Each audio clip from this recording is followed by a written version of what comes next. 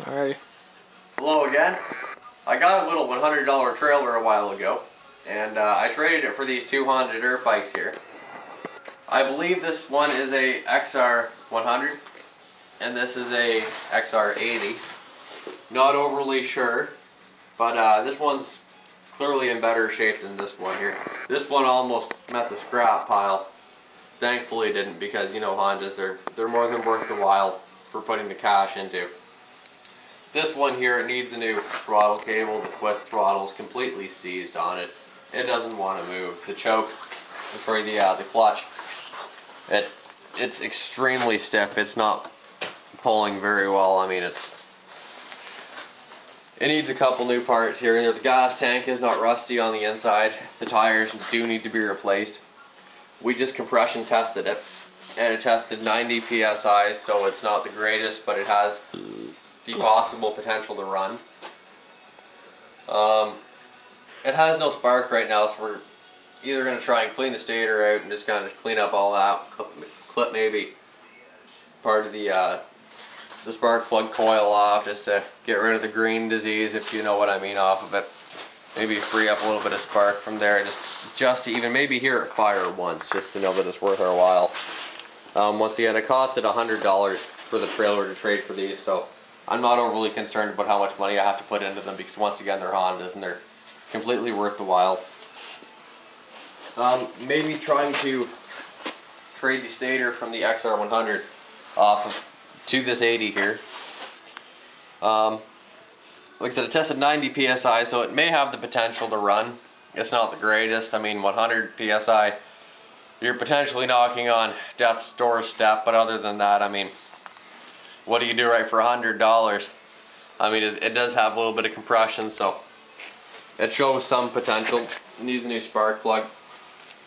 Maybe try and transfer the stator over onto this one. Other than that, this one's pretty much hopefully ready to go. It kicks over nicely. The bottom end feels nice and tight. It doesn't have any weird noises. The top end doesn't feel like there's water in it. The seat needs to be recovered, obviously. Not really too concerned with cosmetics, more so the mechanical aspect of things. But hopefully it will be a good bike. I've been looking for some of these for a while.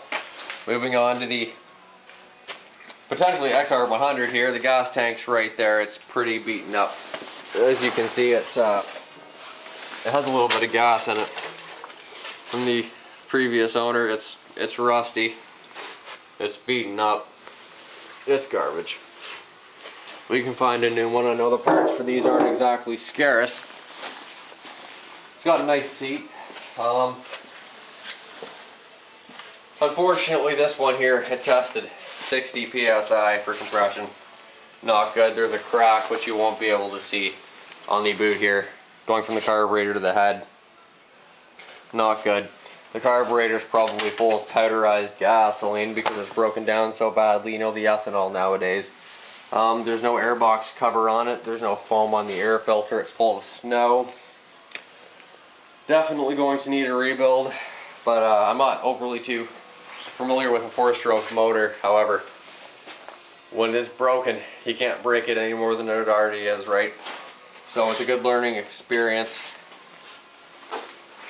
This has fairly good tires. I mean, the XR80 over here, it's got bad tires. I mean, the rear tire's flat, the front tire's got cracks in it. It's not a safe machine to ride, even if it was running, so we'll have to look at a new ones from there. We'll check out Royal Distributing. We'll make a video next time we go.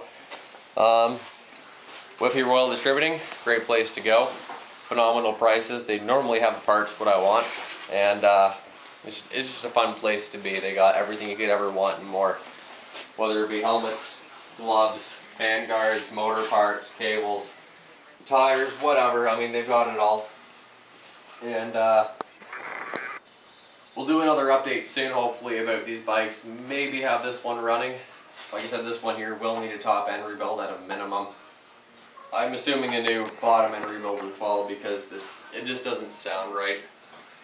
There's a couple weird noises here and there in it, and it sounds like water may have gotten into the motor, which is unfortunate, but when you don't take care of something and you leave it outside, it is to be expected.